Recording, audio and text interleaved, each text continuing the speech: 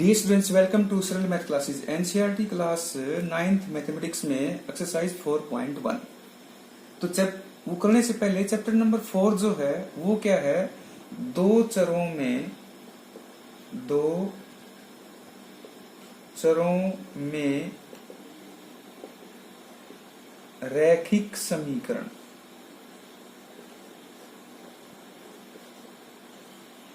रैखिक समीकरण क्या होता है?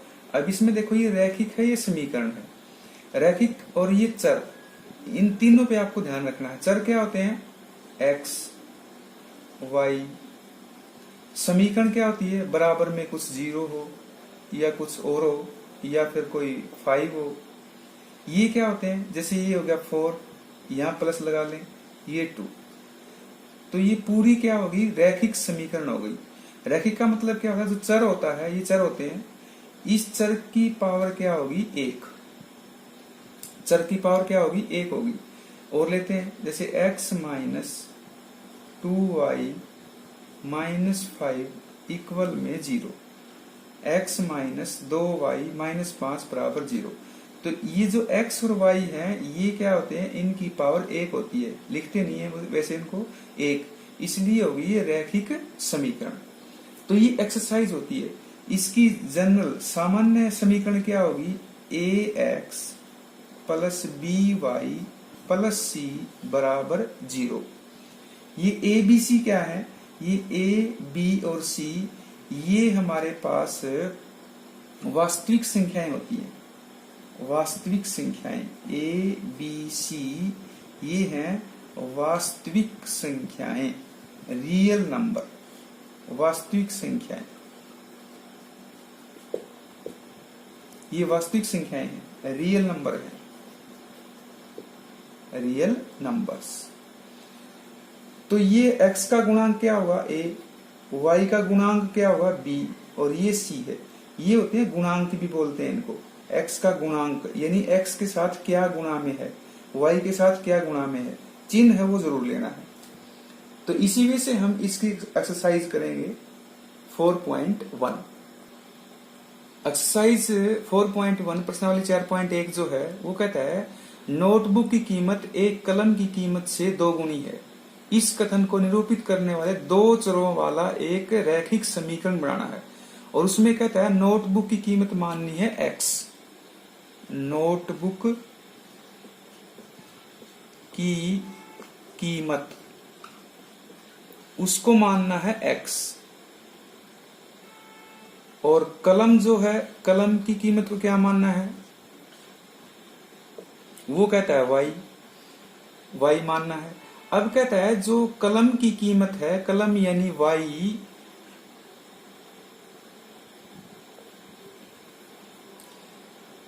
अब इसमें कहता है जो नोटबुक की कीमत, नोटबुक यानी x कहता है क्या? कलम की कीमत से 2 गुनी, यानी कलम की कीमत से 2 गुनी। तो 2 गुना कर देंगे, अधिक हो तो प्लस कर देंगे, कम हो तो माइनस कर देंगे, लेकिन गुना में तो गुना करेंगे। तो ये क्या हो जाएगा? x माइनस 2y बराबर 0। ये 2y बराबर के इस तरफ लिया है तो माइनस में हो जाएगा, बराबर में वहां का बचेगा 0। तो ये रैखिक समीकरण होगी दो चरों में, x और y इसके चर हैं, और ये पूरी समीकरण हो गई। Question number 2। क्वेश्चन नंबर 2 में क्या कहता है? क्वेश्चन नंबर 2 में कहता है आपको ax plus by plus c बराबर 0, ये रैखिक समीकरण जो होती है इसके रूप में व्यक्त करना है। जैसे फर्स्ट पार्ट है इसका, फर्स्ट पार्ट में क्या कहता है? 2x प्लस 3y बराबर में 9.355 के ऊपर है बार। इसको लिखना इस रूप में है, और a b c के मान बताने हैं। तो ये उस तरफ, इस तरफ तो 0 है, यहाँ क्या है ये, तो ये इस तरफ ले आएंगे, बराबर 0 बच जाएगा। तो 2x प्लस 3y माइनस 9.35 बार बराबर 0। अब a क्या हुआ? a क्या होता है? x का गुणांक, तो ये तो a हो गया। b क्या हुआ? y का गुणांक, तो ये b हो गया। और c क्या है? ये माइनस 9.35। तो अब यहां लिख देंगे इसको, ए कितना है 2, बी कितना है 3, सी कितना है माइनस, क्योंकि माइनस साथ में लेना है, अगर है तो 3 5 बार। ये हो गया इसका आंसर पूरे का। तो इस वे से इस रूप में लिखना है पहले। इस रूप में कैसे लिखना है, बराबर में 0 था, या बराबर में 0 था नहीं, तो इसको यहाँ ले आए, ये माइनस में हो गया, बराबर 0 बच गया। अब ये ax plus by plus c हो गया, यहाँ माइनस था तो माइनस ले लिया c में हमने। तो ये क्वेश्चन नंबर 2 का फर्स्ट पार्ट। क्वेश्चन नंबर 2 का सेकंड पार्ट, इसमें क्या कहता है, x माइनस वाई बटा में 5 माइनस 10 बराबर 0। अब a क्या है यहाँ, इसकी तुलना हम इससे करें, ax plus by plus c बराबर 0।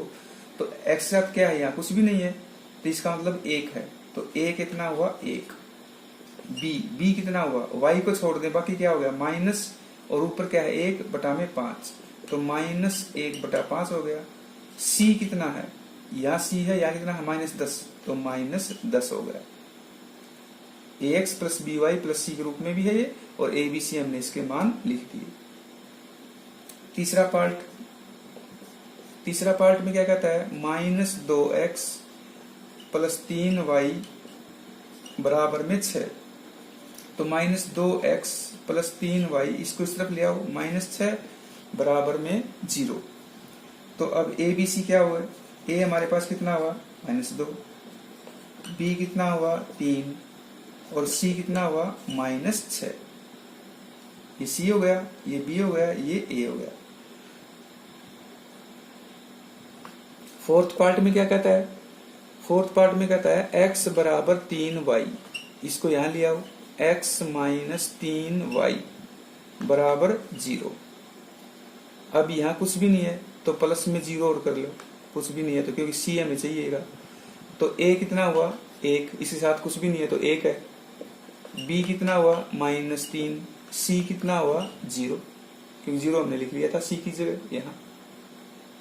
फिफ्थ पार्ट क्या कहता है, 2x बराबर माइनस 5y। तो 2x plus 5y plus c, और c की जगह 0 कर लेंगे, बराबर 0। ये अपनी तरफ से कर लिया हमने ताकि गलती कुछ ना हो। तो a बराबर कितना हुआ 2, b कितना हुआ 5, c कितना हुआ 0।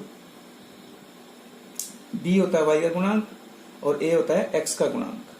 ये हमारे पास पांचवा पार्ट हो गया। छठा पार्ट क्या कहता है, छठा पार्ट कहता है 3x प्लस 2 बराबर 0। लेकिन इसमें y नहीं है तो y क्या लिख लेंगे 0 लिख लेंगे, प्लस 0y और प्लस 2 बराबर 0।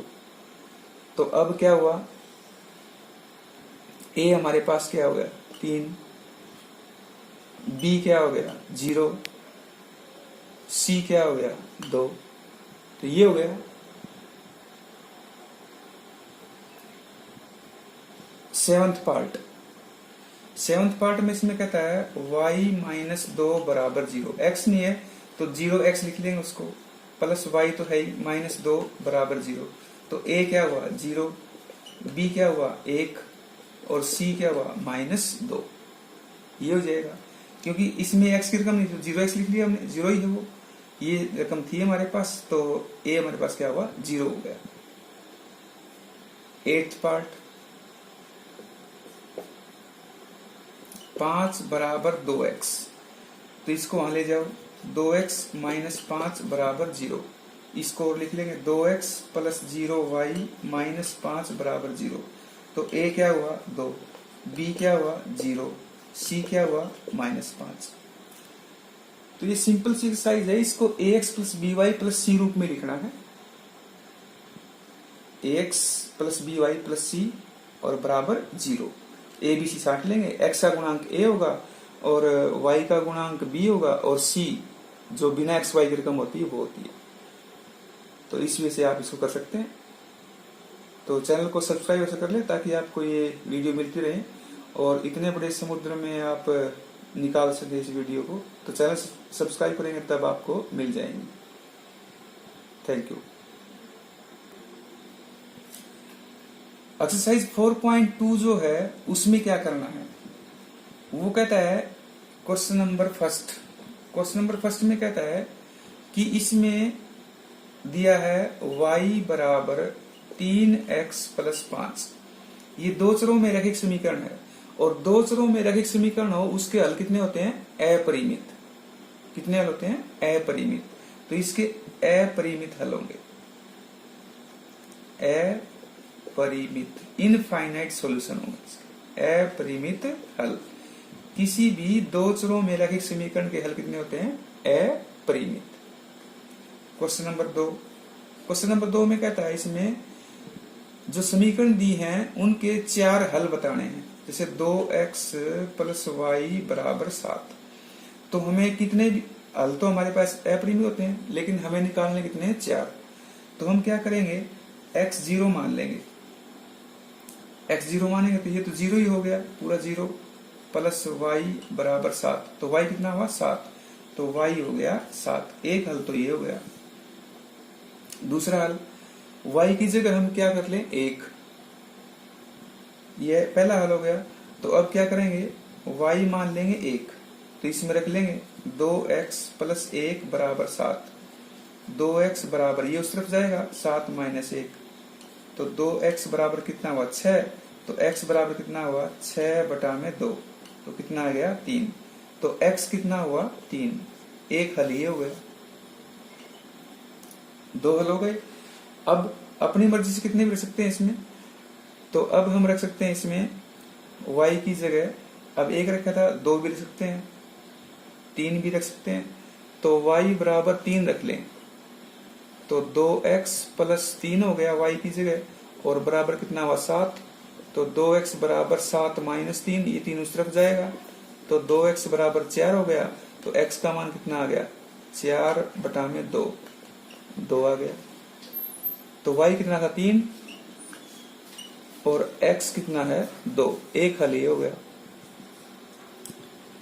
3 हल हो गए। चौथा हल इसमें क्या करेंगे, अब 3 रखा था, 4 भी रख सकते हैं, 5 भी रख सकते हैं, तो y बराबर 5 रख सकते हैं। तो इसमें क्या हो गया, 2x प्लस y की जगह क्या हुआ, 5 बराबर 7। तो 2x बराबर 7 माइनस 5 कितना है, 2। तो 2x बराबर 2, तो x का मान कितना आएगा, 2 बटा में 2, 1 आ जाएगा। तो y तो हो गया इसमें 5, और x कितना हो गया, 1। एक हल ये हो गया। तो कितने भी हल निकाल सकते हैं, क्योंकि एक रैखिक समीकरण जो होता है दो चरों में, उसके अपरिमित रूप से अनेक हल होते हैं। तो ये फर्स्ट पार्ट था इसका, क्वेश्चन नंबर 2 का, ये फर्स्ट पार्ट।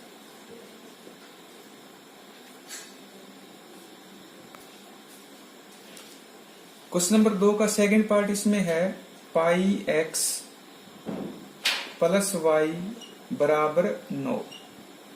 तो इसमें पहला जो हम निकालेंगे, पहला हल, तो उसमें x बराबर 0 रख लेते हैं। तो इसकी जगह 0 रखेंगे, ये तो 0 हो जाएगा, ये 0 प्लस y बराबर 9। तो y का मान कितना आ गया, 9 आ गया।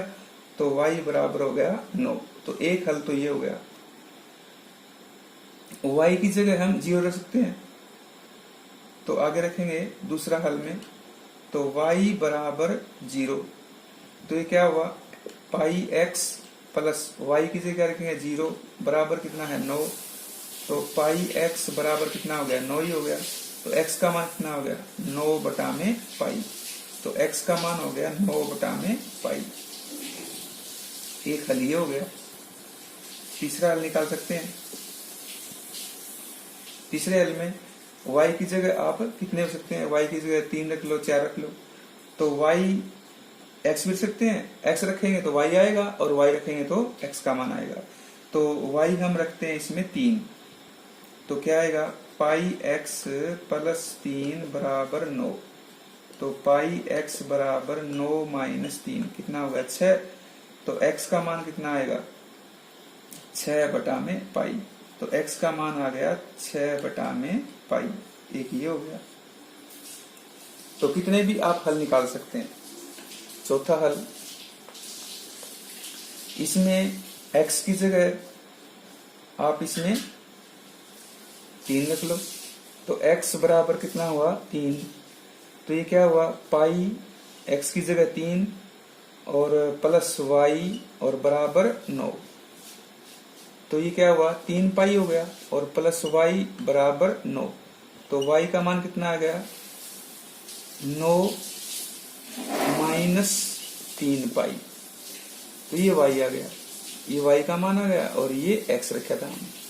तो कितने भी आप इसमें मान रख सकते हैं और दूसरा निकाल सकते हैं।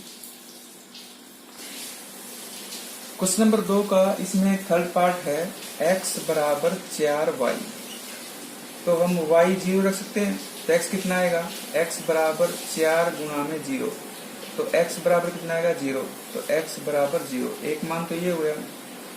अब y का मान आप 1 रख भी सकते हैं, तो x बराबर 4 और y की जगह 1 रखेंगे तो x का मान कितना आएगा 4।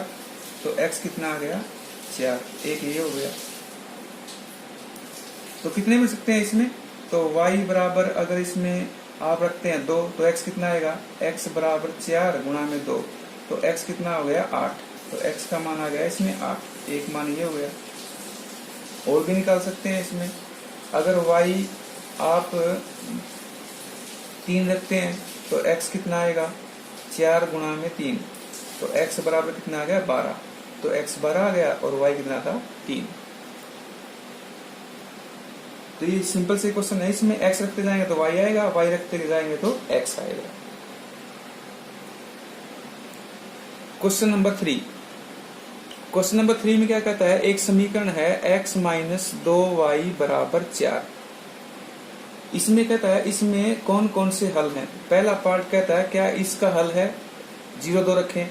0-2 का मतलब क्या है, x तो 0 है और y कितना है 2, इसमें रखें x 0 और y 2, तो ये कितना आया -4। लेकिन ये कितना है 4, बराबर नहीं है, तो ये हल नहीं है, ये हल नहीं है ये वाला। दूसरा भाग देखें इसका, दूसरा भाग में कहता है 2 0 रखो, इसमें x की जगह 2 रखेंगे, y की जगह 0 रखेंगे, तो 2 माइनस ये तो 0 ही हो गया बराबर 4। तो 2 बराबर नहीं है 4 के, तो ये भी नहीं है, हल है इसका, ये भी हल नहीं है। तीसरा पार्ट, तीसरे पार्ट में अगर देखें तो 4 0 क्या है इसमें, तो x की जगह कितना रखेंगे 4, y की जगह 0 रखेंगे, तो इसमें x की जगह 4 रखें -2y, y की जगह 0 रखें 0 हो जाएगा बराबर 4। तो 4 बराबर 4, ये हल है, ये हल है, तो ये हाँ हो जाएगा।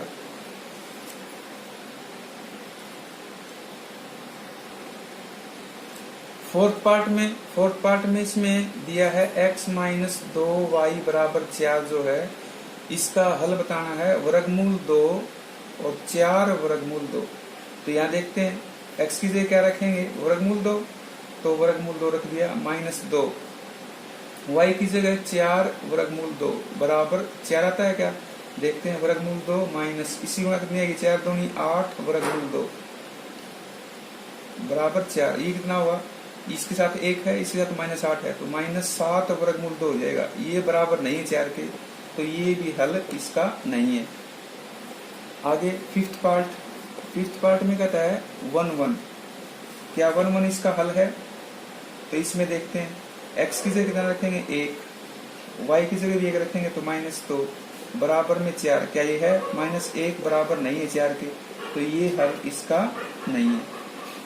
तो इस वजह से इसमें क्या करना था, जो दिए गए थे हमारे पास ये निर्देशांक या मान जो दिए थे, ये x होता है ये y, ये x होता है ये y, तो x और y के मान इसमें रखने हैं, तो ये बराबर 4 आता है तो ठीक है, वरना हल इसका नहीं होगा। तो ये 4.2 एक्सरसाइज थी हमारी।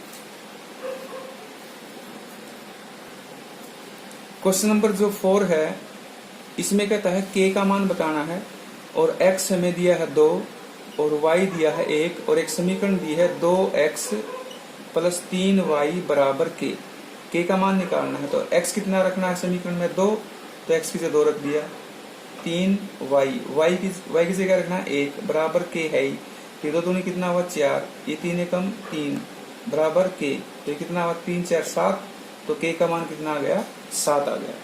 तो इस समीकरण में x और y की जगह हमें रखने थे तो x का मान कितना है, इस k का मान कितना आएगा 7। तो ये एक्सरसाइज सिंपल सी थी, आप इसको कर सकते हैं।